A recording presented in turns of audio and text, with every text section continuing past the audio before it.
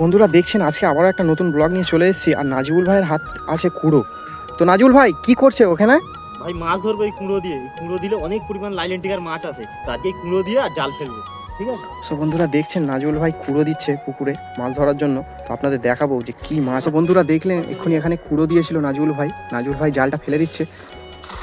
প্রচুর পরিমাণে এখানে মাছ ছিল, নাজিবুল ভাই জালটা ফেলে দিল।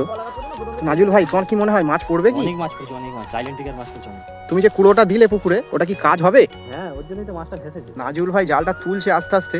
আপনাদের দেখাবো যে এখানে কি মাছ ওঠে।